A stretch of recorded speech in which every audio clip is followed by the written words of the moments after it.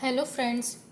आज अब हम जो है लूप्स पढ़ रहे थे। उसका जो लास्ट लूप जो है हमारा रह गया था फॉर ईच लूप। ओके, तो आज उसी को हम जो है फिनिश करेंगे। ओके, तो चलिए अब हम देखते हैं क्या ये और कैसे वर्क करता है। ओके, और शुरू करने से पहले एक रिक्वेस्ट है कि आप जो फ्री में सीखना चाहते हैं, ये जो कोचिंग में जाके नहीं सीख पाते हैं, तो उन तक ये वीडियो ज़रूर शेयर कीजिए। और ऐसे भी नहीं कि जो पैसे दे के नहीं सीख पाते, तो उन तक जो भी सीखने चाहें उन तक आप शेयर कर दीजिए बस। ओके, और अगर अच्छी लगे तो लाइक वाइक कर दीजिए, वो आपके सब मर्जी पे। अगर आप करना चाहते हैं तो कीजिए, अदरवाइज़ शेयर तो ज़रूर कीजिए जो सीखना चाहते हैं। ओके, चलिए तो अब हम जो है स्टार्ट करते हैं। ओके,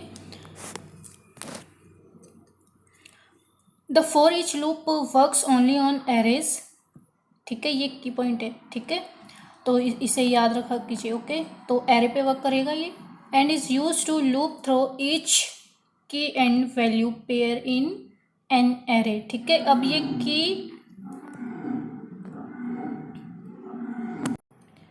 ये की एंड वैल्यू का पेयर क्या है, ये आपको समझ नहीं आएगा जब तक आप जो है एरे नहीं पढ़ेंगे। ओके, लेकिन चलो मैं अभी भी जो है आपको थोड़ा सा बिल्कुल शॉर्ट में एरे जो है बता देती हूँ, फिर ताकि ये जो लूप है आपको समझ आ सके। ओके, ठीक है, तो पहले की और वैल्यू को मैं बता देती हूँ, फिर उसके बाद देखते हैं आगे इसको। ओके,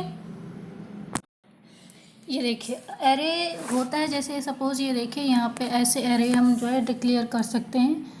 जैसे मैंने ए नाम का एरे लिया है, इसको मतलब ये नाम है, इसमें मुझे जो है वैल्यू स्टोर करनी है। ठीक है, तो कैसे लिख सकते हैं, ये देखिए इसमें सिर्फ जब हम वैल्यू देते हैं तो उसमें जैसे 2 दे दिया और 4 दे दिया, 6 दे दिया, 8 दे दिया, तो ये इस टाइप का एक एरे हो जाता है। ये सिंपल एरे होता है और इसे इंडेक्स्ड एरे बोलते हैं क्योंकि इसमें हमने की और वैल्यू का पेयर नहीं है, इसमें ओनली वैल्यू है। तो जो है ये सिस्टम जो भी इस पर कंपाइलर वगैरह जो भी काम करता है, तो वो खुद इस पर इंडेक्स्ड जो है नंबरिंग कर देता है, पोजीशंस की नंबरिंग कर देता है। जैसे इसको 0 करेगा, इसको 1, इसको 2, इसको 3, 0 से स्टार्ट होती है और ये इंडेक्सिंग। ठीक है, अब जैसे की और वैल्यू के पेयर में कैसे होता है, तो सपोज़ ये देखिए मैं इसी को यहाँ से इरेज करते हैं।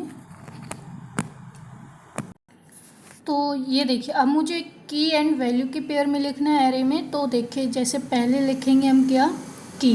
ठीक है, ये डबल कोट, देखो जब स्ट्रिंग देते हैं तो डबल कोट, अगर जब हम नंबर देते हैं तो सिंगल कॉमा लगा के भी हो सकता है। ओके, जब हम बिल्कुल मतलब की नहीं देते हैं तब। ओके, लेकिन यहाँ पे हमें की और वैल्यू देनी है दोनों। तो ये देखिए मैंने जैसे यहाँ पे कर दिया ए।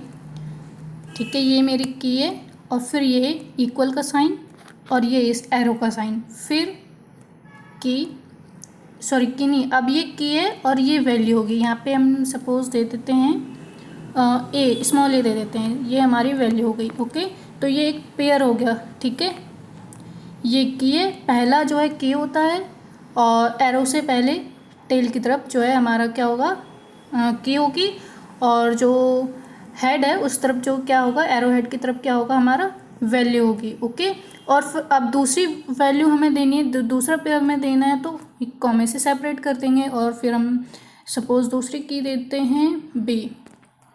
ठीक है, फिर ये एरो और फिर ये यहाँ पे वैल्यू।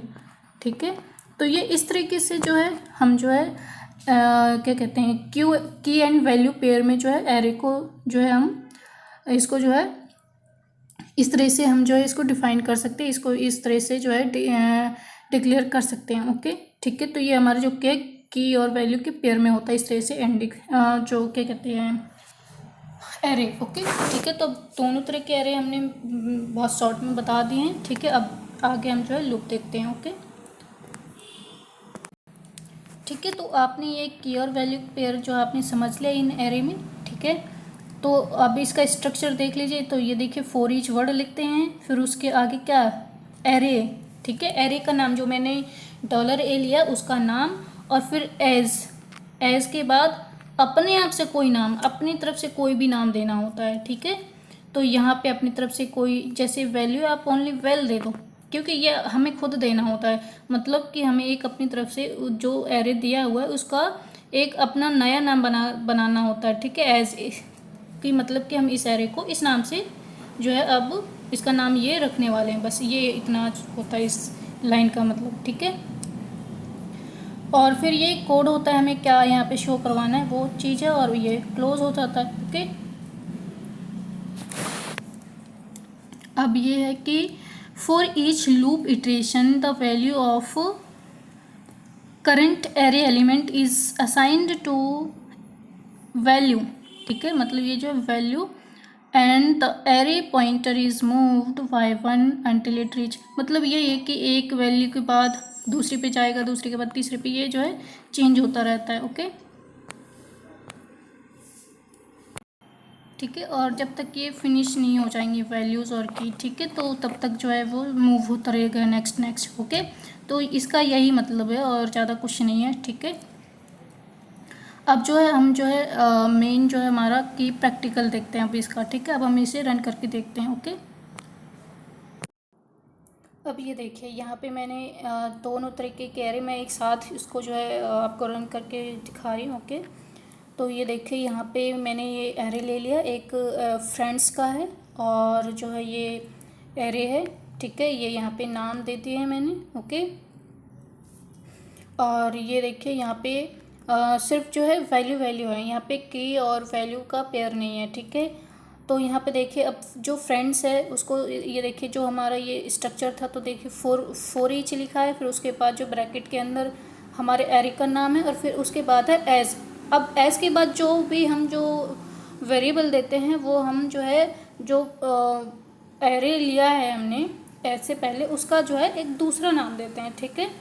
और ये ऐसा ही लिखना होता है। आप ये मत सोचिएगा कि हम इसे ना लिखें और सिर्फ फ्रेंड्स ही लिखें तो काम नहीं करेगा वो, ठीक है। क्योंकि जो स्ट्रक्चर है तो स्ट्रक्चर ही होता है, वो वहाँ पे रूल फॉलो करने पड़ते हैं, ओके। फिर है इको। इको अब हमें जो है अब जैसे हम क्या कहते हैं एरे को जो है इंडेक्स वैल्यू से भी हम रो और कॉलम के इंडेक्स वैल्यू देकर भी निकालते हैं, और सिंपल तरीके से इंडेक्स वैल्यू देकर भी निकालते हैं, मतलब प्रिंट करवाते हैं। वैसे ही अब देखिए यहाँ पे जो है वो की भी देने का चक्कर यहाँ पे ख़त्म हो जाता है, बस ये चीज़ है, ठीक है। तो बस सिंपली हमें क्या करना है, क्योंकि यही जो है लूप में घूमेगा ना, तो इको करना है बस सिंपल। हमने जो एस के बाद जो एरे का नाम दिया है दूसरा, उसी को दे देना है बस, और फिर हमारा जो क्या है सारी वैल्यू प्रिंट हो जाएंगी, ओके। ऐसे ये देखिए मैंने एज नाम का जो एक दूसरा जो एरे बनाया है, उसमें ये देखिए मैंने की एंड वैल्यू के पेयर में दिया हुआ है। तो ये देखिए जैसे ये नेम्स जो है की हैं और जो इनकी एजेस है वो जो है हमारी वैल्यू हो गई हैं, ठीक है। तो ये देखिए यहाँ पे हम जब इस तरह का एरे लेते हैं जिसमें की और वैल्यू है, तो हम जब देखिए यहाँ पे नाम तो सिर्फ एक ही है ना ओरिजिनल जो एरे का है, लेकिन एस के बाद हमें क्योंकि हमारे पास की और वैल्यू दो चीज़ें हैं, तो हम जो है जिस तरीके से हमने ये देखिए पहले की लिखी, उसका नाम लिखा, और फिर एरो मतलब इक्वल और जो एंगल है उसके बाद वैल्यू लिखी, उसी तरीके से पहले हम क्या करते हैं एस के बाद क्या है की के लिए कोई एक नाम देते हैं, और उसी तरीके से एरो लगा करके वैल्यू के लिए एक वेरिएबल देते हैं, ठीक है। तो मतलब हम दो एरे देते हैं एस के बाद जब हमारे पास की और वैल्यू के पेयर होता है एरे में, ठीक है।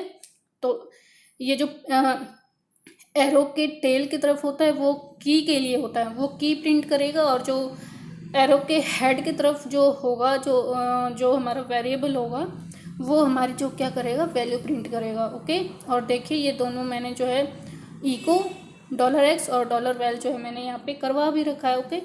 तो अब देखिए इसका रिजल्ट क्या आता है।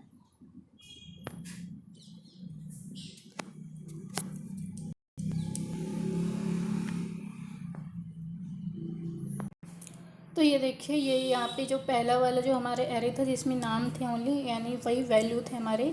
तो ये देखिए राजू, गोपाल, वीरू, यश, ये जो नाम आ गया, और जो ये आप BR देख रहे हैं एंगल्स में, ये जो है HTML का जो है टैग्स हैं, लेकिन ये जो मैं जो ऐप यूज़ करें उसमें जो है सिर्फ अगर मैंने PHP सिलेक्ट कर रखा है तो ओनली PHP कोड ही रन होता है, बाकी HTML CSS कुछ नहीं हो रहा। तो इसलिए यहाँ पे जो है स्पेस यानी लाइन ब्रेक नहीं कर रहा है, नेक्स्ट लाइन से नहीं आ रहा है, वो सिर्फ उसी स्ट्रिंग की तरह उसे प्रिंट कर रहा है, ठीक है।